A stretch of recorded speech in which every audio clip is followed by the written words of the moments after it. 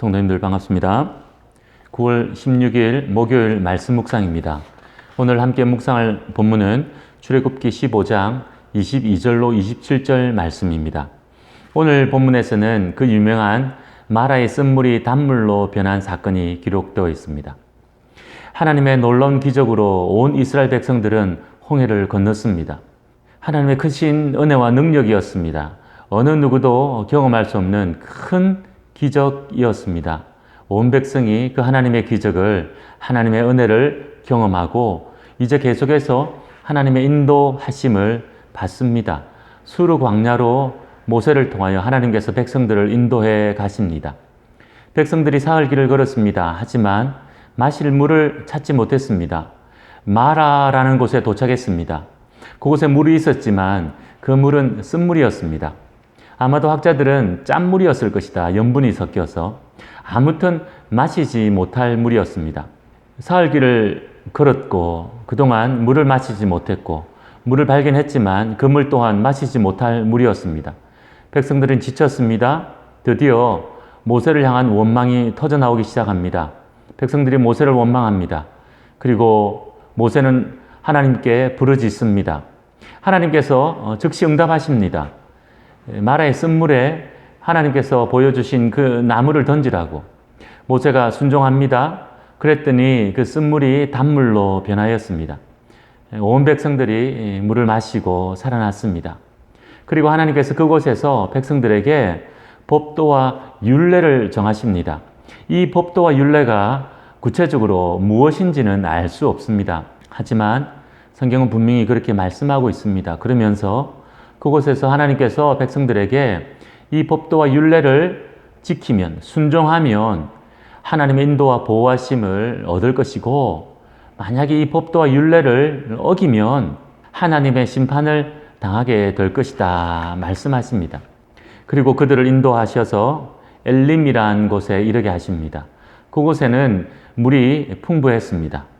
온 백성들이 물 곁에 장막을 치게 됩니다. 오늘 본문의 내용이 이러합니다. 오늘 본문을 통하여 우리 성도님들과 함께 믿음의 걸음을 걷는 우리의 모습을 돌아보기 원합니다. 오늘 22절은 이렇게 기록합니다. 모세가 홍해에서 이스라엘을 인도하매 그들이 나와서 수르 광야로 들어가서 거기서 사흘 길을 걸었으나 물을 얻지 못하고. 23절은 계속해서 이렇게 말씀합니다. 마라에 이르렀더니 그곳 물이 써서 마시지 못하겠으므로 그 이름을 마라라 하였더라. 사흘 길을 걸었지만 마실 물을 찾지 못하고 물이 있는 곳에 도착했지만 그 물 또한 마실 물이 아니었습니다. 큰 어려움이죠. 이 사건을 통하여 우리는 알 수 있습니다. 하나님의 큰 은혜를 경험한 그리스도인의 삶의 자리에 어려움이 생길 수 있다라는 것입니다. 하나님의 크신 은혜를, 홍해의 이적과 기적을 경험한 이스라엘 백성들, 하나님의 인도하심을 받아 광야길로 나아갔지만 이내 어려움에 직면하게 됩니다. 하나님이 여전히 인도하고 계시는 삶의 자리였지만 어려움이 따른다라는 것입니다. 기억해야 합니다. 하나님의 크신 은혜를 경험하는 것은 이제 앞으로 우리 인생에 어떤 어려움도 생기지 않을 것이다 라는 것을 보장해 주는 은혜가 아닙니다. 하나님께서 그 은혜를 경험하게 하시는 이유는 앞으로 어떤 어려움을 겪더라도 믿음으로 하나님 신뢰하며 하나님 바라보게 하기 위하여 베풀어 주신 은혜임을 기억해야 합니다. 그래서 그리스도인들도 동일하게 인생의 어려움이 끊이지 않습니다. 오늘 본문이 그러함을 보여주고 가르쳐 주고 있습니다. 이 어려움 앞에 이스라엘 백성들은 어떻게 반응했습니까? 사실 이것이 중요한 것입니다. 어려움 그 자체가 중요한 것이 아니라 그리스도인들에게는 그 어려움에 어떻게 반응하는가, 그것이 더욱 중요한 것입니다. 이스라엘 백성들은 모세를 원망합니다. 오늘 본문 24절은 이렇게 기록합니다. 백성이 모세에게 원망하여 이르되 우리가 무엇을 마실까 하매. 그들의 원망의 내용은 어찌 보면 정당한 것 같습니다. 사흘 동안 물을 마시지 못했기에, 그 큰 어려움을 겪고 있기에 그렇게 모세를 원망하는 것이죠. 모세를 원망했다라고 하지만 사실 모세를 원망한 것은 결국 하나님을 원망한 것과 같은 것입니다.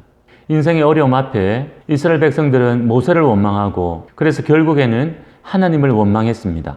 우리 자신은 어떻습니까? 인생의 어려움 앞에 원망하며 불평하며 염려하며 두려워하며 살고 있습니까? 아니면 말씀드린 것처럼 하나님의 은혜를 기억하고 하나님을 바라보며 하나님께 나아갑니까? 오늘 이 본문은 그런 우리의 모습을 돌아보게 합니다. 하나님의 크신 은혜를 경험했음에도 인생의 어려움이 그치지 않을 때 원망하고 불평하는 것이 아니라 염려하고 두려워하는 것이 아니라 하나님께서 베풀어 주신 은혜를 기억하며 하나님 바라보기를 원합니다. 계속해서 모세가 그렇게 원망의 소리를 듣고 하나님 앞에 부르짖습니다. 기도합니다.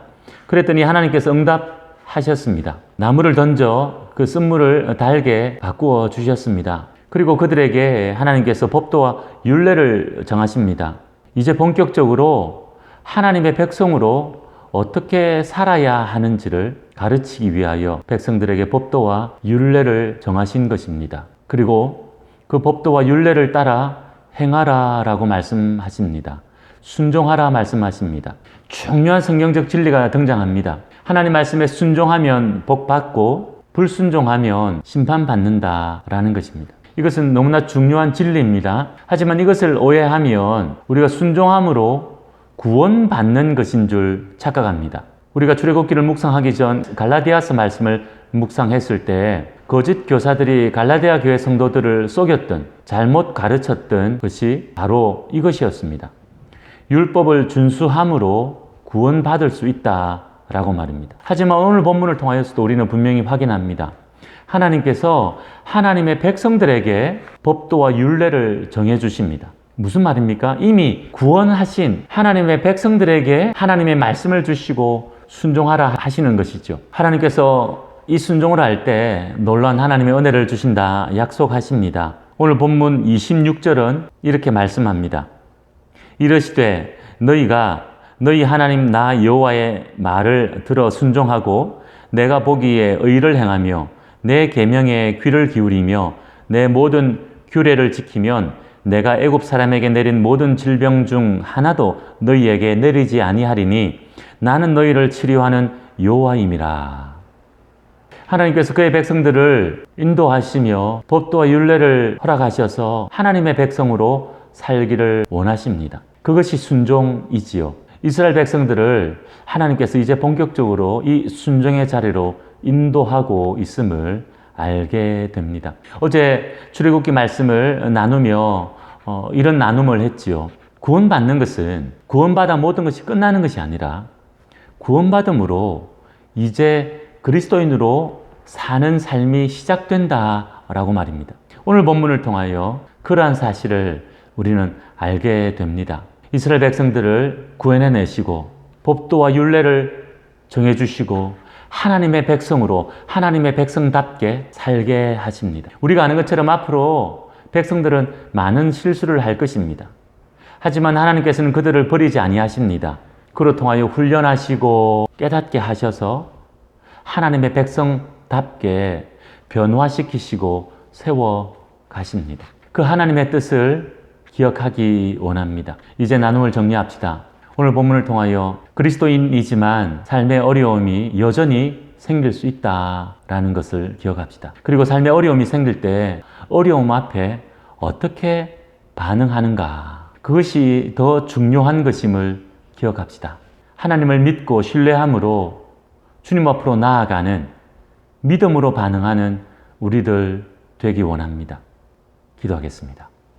하나님 감사합니다. 말씀을 통하여 우리에게 교훈하시고 하나님의 뜻을 알게 하시니 감사합니다. 인생의 어려움을 허락하시고 어떻게 반응하는지, 믿음으로 반응하는지, 원망하며 불평하며 반응하는지 보시는 하나님, 우리 자신의 모습을 돌아보며 우리의 인생의 어려움 앞에 믿음으로 반응하여 하나님께 나아가고 주님 의지하는 저희들 되게 해 주시옵소서. 하나님께서 우리를 인도하시며 그리스도인답게 우리의 삶을 연단해 가실 때에 염려하지 않게 하시고 하나님 믿음으로 나아가 하나님의 보호하심과 인도하심, 하나님의 크신 은혜를 경험하고 누리게 하여 주시옵소서. 예수님의 이름으로 기도하옵나이다. 아멘.